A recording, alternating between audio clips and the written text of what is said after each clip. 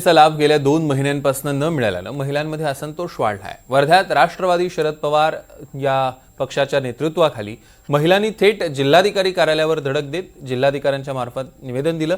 योजनेचा हप्ता तातडीनं खात्यात जमा करावा अशी मागणी करण्यात आली। येत्या 10 दिवसात जर प्रश्न सुटला नाही तर तीव्र आंदोलन करू असा इशारा या महिलांनी दिलाय।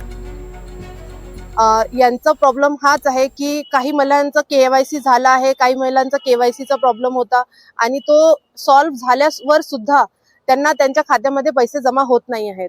बाल कल्याण विभागामध्ये त्या जाऊन आल्या आहेत स्वतः। आम्ही त्यांच्यासोबत पाठपुरावा केला पण त्यानंतरही त्यांच्या खात्यामध्ये पैसे जमा होत नाही आहेत। तर या निमित्ताने आम्ही इथे जिल्हाधिकारी कार्यालयामध्ये येऊन निवेदन दिलेलं आहे।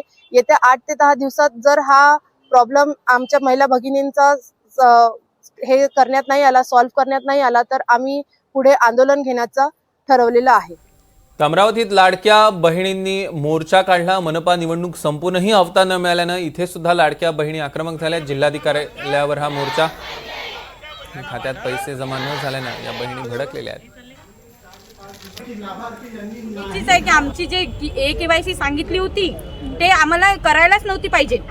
आमचे पहिले डॉक्युमेंट व्हेरिफिकेशन होते, मग कशाला हे नवीन कशाला आणलं, कशाला आणायला पाहिजे नव्हतं। हे सगळ्यांचं महिलांचं म्हणणं आहे की हे केवायसीचं, बरेच महिलांना काहीच समजत नाही, ऑनलाईन समजत नाही, अँड्रॉइड मोबाईल नाही त्यांच्याकडे, मग त्यांना कसं माहीत पडणार की ही केवायसी करायची आहे।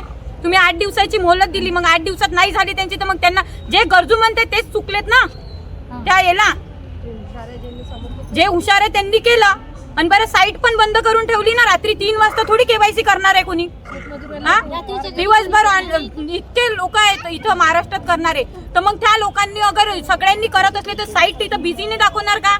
मग रात्रीची महिला काय जाऊन दुकानात याच्या शेतूमध्ये जाऊन थोडी हे करणार आहे।